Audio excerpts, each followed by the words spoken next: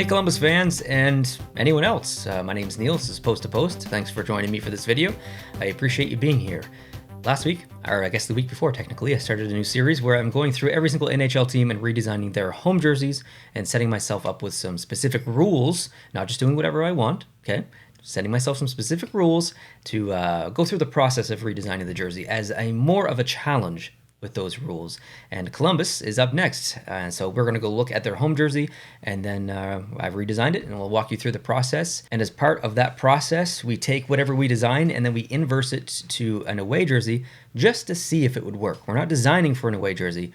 We're just inverting just to see if it would work. So let's bring up the rules and I'll go through this very quickly. And I'll do this for every video in case there's new viewers, obviously. So the redesign jersey challenge is, I guess, what I'm calling it.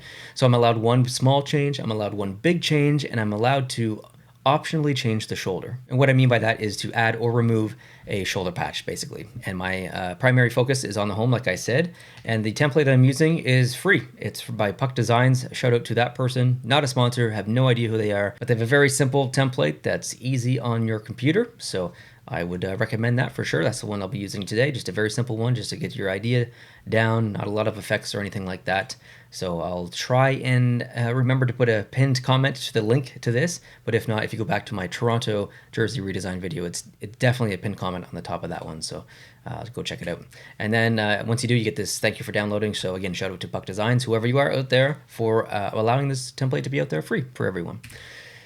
Okay, let's jump in and talk some Columbus Blue Jackets. So this is their jersey. I redesigned it as close to, or not redesigned it, I designed it as close to what it currently exists as possible. I'm sure it's not completely accurate down to the exact sizing of everything, but it's relatively on point, okay? So this is the current Columbus Blue Jackets home jersey.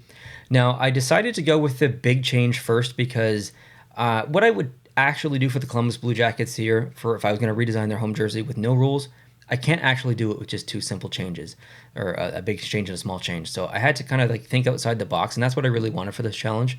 So my big change is going to be color. So there you have it. I've elected to use a lighter blue, which they've used. It's part of their palette. I don't remember the hexadecimal code, but I can probably put it on the screen if I can find it. And this is not unfamiliar to them, but I still think it would be considered a big change.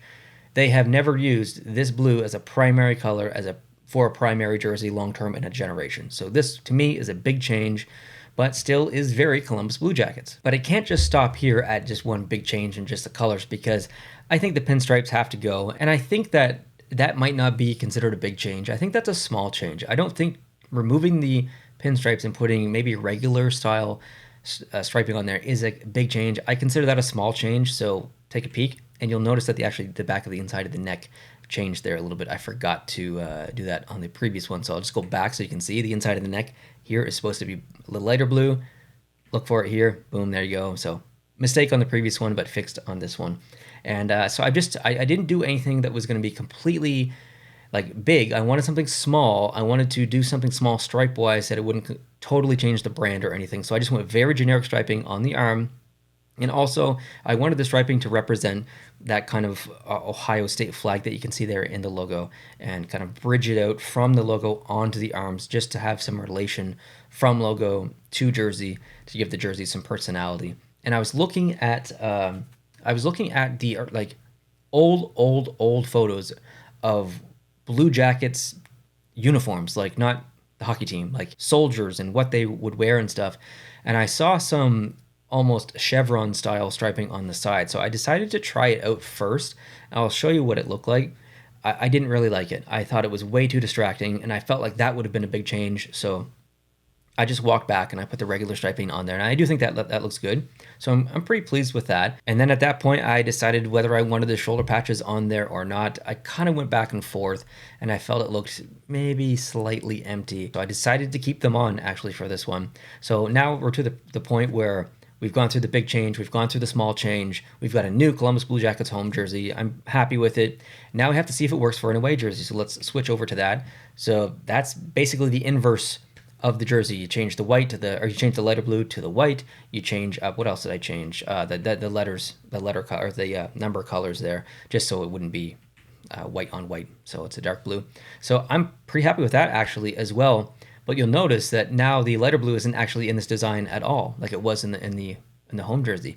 I think that's okay because you're still using the darker blue. The striping remains exactly the same, so it matches the actual Ohio State flag colors. So there's nothing wrong about this at all. There's nothing wrong about not using the lighter blue. So I'm actually okay with this. I think that would be pretty cool. However, I understand that you might want to see it. So I've gone ahead and changed the darker blue to the lighter blue in the neck and on the sleeves. And I do really like the way that that looks in the neck and on the sleeves. I like that striping quite a bit, but then it doesn't match the logo. So then you have to say, okay, well, do we change the color of the logo? Because changing the color of the logo would also change the color of the flag, kind of. But I went ahead and did it anyway, just so you can see. It looks okay, but it looks very unnatural to me, so I'm not a huge fan of that.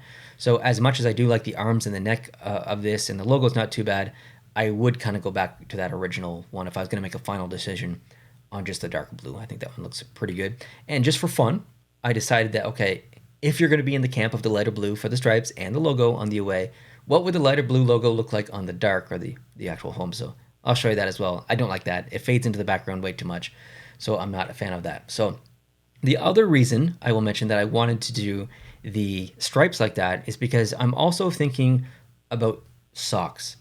And I know that's a weird thing to say, but if you think about the entire uniform when you're creating a jersey, I think that's the best way to go, because you have to take into consideration what the pant color is going to be, what the sock color is going to be, how the socks are going to be designed. And a lot of NHL jerseys have whatever's happening on the arm kind of replicated with what's happening down below on the socks. So I found a completely different template that I have. It's one of the 3D ones. So I'll show you what that kind of looks like. It doesn't do a great job representing the colors. The lighter blue looks way too dark because of the lighting effects and stuff, but it is the same hexadecimal code and everything.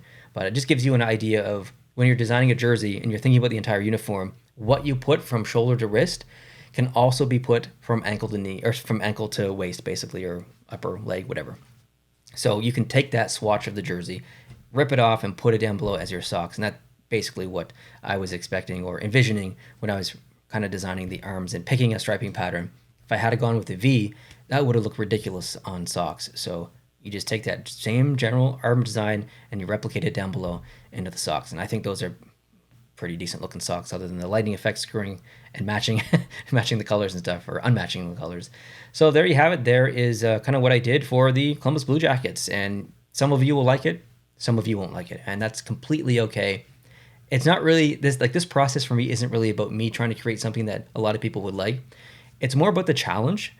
I want to challenge myself with a big change and challenge myself with just a small change, and not just go overboard. Because you could spend 3 hours doing something overboard and completely doing something, totally different with a completely different logo and all this other stuff. But I wanted something difficult, and I felt like a challenge of one small change, one big change, and an optional shoulder change was a pretty big challenge, because there are teams that this is going to be easy for.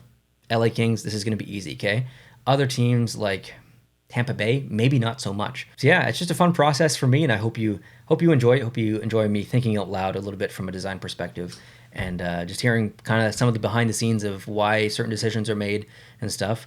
When I react to the jerseys every Friday, you guys send in full sets and I react. I don't have a lot of your context for your designs, so I'm constantly trying to figure that out. That's also part of the fun for me, is that when we do those Friday videos, I get to look at your designs and think, okay, I wonder why they did that. Oh, that's why they did that, because that matches that, or if it's referencing that. That's the fun part. And I think, well, I mean, I guess I assume that some of that is fun for the viewer as well. Those videos do okay. So yeah, I appreciate you watching those Friday videos. I appreciate you watching these ones. And I have not designed the next team yet. That's the other point of these videos. I want to know what you guys want to see. Let me know down below in the comment section what teams that you want to see me do next. Columbus got quite a few votes in the last 2 videos, so I decided to do Columbus next. LA was up there as well. Edmonton got some votes. Colorado got some votes. And there was Chicago got some votes as well. So what team do you want to see me do next? I'm doing them all, but I haven't done the next one yet. So I'll read the comments and then I'll start designing from there. So I would appreciate your suggestions down below in the comment section. Hope you're having a great start to your week. I think I'm going to release this on a Monday, so hope your week is going well. We'll talk to you very soon on the channel. If you're new, would love to see your subscription down below. And of course, if you did like this video, it's cliche, but that like button definitely helps the channel and the video, so would appreciate it if you hit that. All right, we'll talk to you later. Adios.